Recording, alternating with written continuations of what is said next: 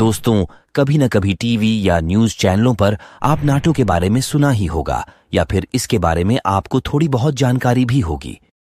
तो चलिए आज हम नाटो के बारे में विस्तार से समझते हैं। नाटो यानी कि नॉर्थ अटलांटिक ऑर्गेनाइजेशन है, जिसे हिंदी में उत्तर अटलांटिक संधि संगठन कहते हैं। इसे अटलांटिक अलायंस के नाम से भी जाना जाता है। दोस्तों, आपको बता दूं, नाटो एक अमेरिकी अगुवाई वाली सैन्य संगठन है जिसकी स्थापना वर्ल्ड वॉर II के बाद 4 अप्रैल 1949 में हुआ था।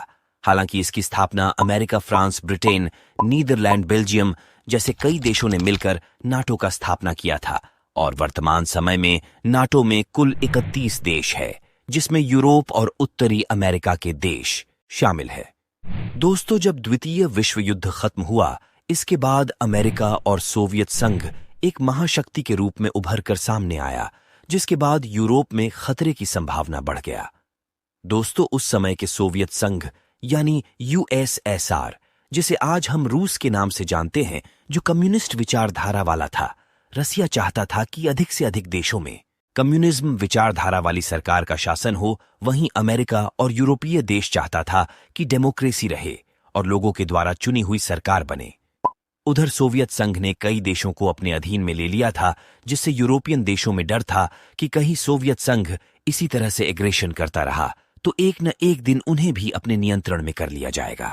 जब दूसरा विश्व युद्ध खत्म हुआ तो पूरे यूरोप की आर्थिक स्थिति में गिरावट दर्ज की गई, जिसके कारण वहां रह रहे नागरिकों का दैनिक जीवन सबसे निचले स्तर पर आ चुका था। इसी का लाभ प्राप्त करने के लिए सोवियत संघ ने ग्रीस और तुर्की में कम्युनिज्म की स्थापना करके पूरे विश्व के कारोबार पर अपना नियंत्रण करना चाहता था और इन देशों पर अपना प्रभाव डालना चाहता था। उस समय अगर सोवियत संघ तुर्की पर विजय प्राप्त कर लेता तो उसका नियंत्रण काला सागर पर भी हो जाता और इसके लाभ के रूप में वह आसपास के सभी देशों पर कम्युनिज्म की स्थापना कर सकता था। इसके साथ ही वह ग्रीस को भी अपने नियंत्रण में ले लेना चाहता था। इस प्रकार से वह भूमध्य सागर के द्वारा किए जाने वाले व्यापार पर भी अपना असर डाल सकता था।